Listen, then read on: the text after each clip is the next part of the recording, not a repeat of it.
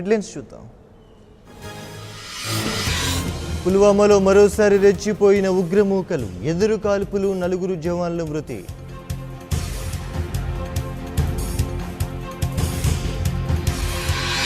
కశ్మీర్లో కొనసాగుతున్న ఎన్కౌంటర్, 2 జైషే ఉగ్రవాదుల హతం.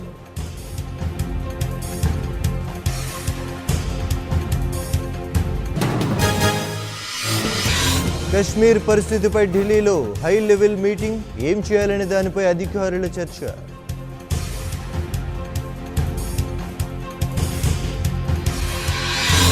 కశ్మీర్లో ప్రజాభిప్రాయ సేకరణ అవసరం, పాక్పై త్వరగా యాక్షన్ తీసుకోవాలన్న కమల్ హాసన్.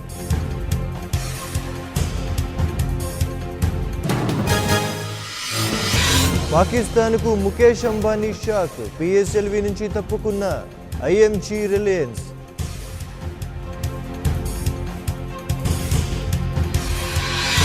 జమ్మూ కశ్మీర్లో కర్ఫ్యూతో స్తంభించిన జనజీవనం, పాక్పై ప్రతీకారానికి సిద్ధమవుతున్న భారత బలగాలు.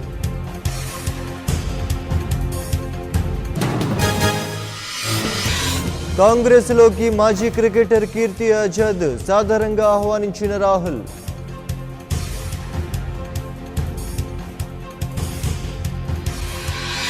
చిదంబరం ఆయన కుమారుడికి ఊరట, మార్చి 8 వరకు తాత్కాలిక రక్షణ పొడిగింపు.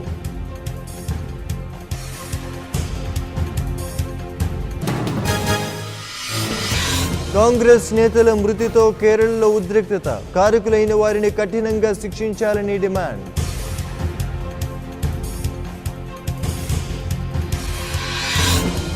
పబ్లిక్లో దళిత్ అనే పదాన్ని వాడకూడదంటూ సుప్రీంలో పిల్, తిరస్కరించిన ధర్మాసనం.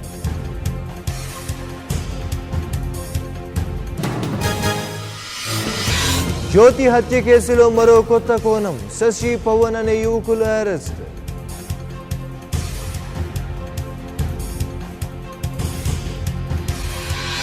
జగన్లో ఎంతో ఫ్రస్ట్రేషన్ కనిపిస్తోంది, బీసీలందరూ టీడీపీ వెనుకే ఉన్నారన్న చంద్రబాబు.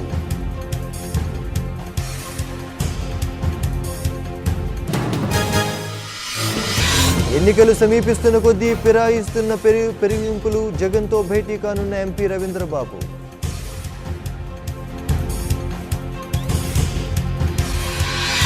పార్లమెంటు ఎన్నికల్లో అత్యధిక సీట్లు బీజేపీనే గెలుస్తుంది, అవినీతి పరులకు ప్రజలే బుద్ధి చెప్పాలన్న లక్ష్మణ్.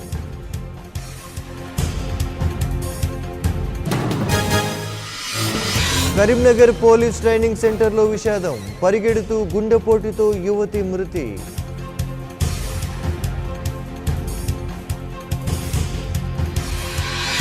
జయరాం కేసులో వెలుగు చూస్తున్న కొత్త కోణాలు, నేడు రాకేష్ రెడ్డితో లింక్ ఉన్న పోలీసుల విచారణ.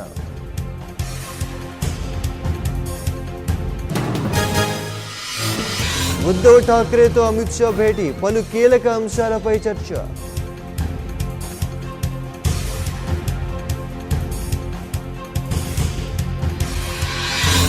మంత్రి పదవి వరించే వారిపై తొలగిన ఉత్కంఠ, 9 మంది పేర్లను దాదాపు ఖరారు చేసిన కేసీఆర్.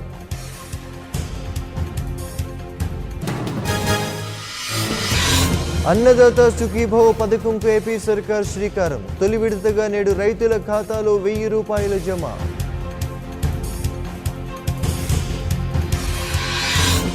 అవంతి కల్లలుగానే మిగిలిపోతాయి, టీడీపీని విమర్శిస్తే ఊరుకోమన్న బోండా ఉమా.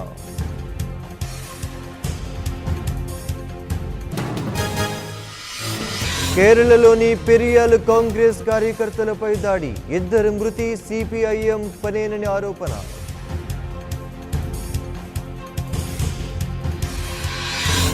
ఆర్మూర్లో ఉధృతమవుతున్న రైతుల ఆందోళన, ప్రభుత్వం స్పష్టత ఇచ్చే వరకు కొనసాగిస్తామంటూ హెచ్చరిక.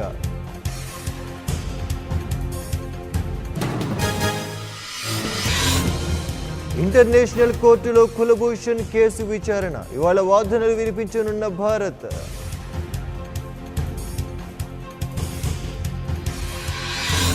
విశాఖలో టీఎస్ఆర్ జాతీయ అవార్డుల ప్రదానం, ఉత్తమ నటులుగా బాలకృష్ణ, నాగార్జున.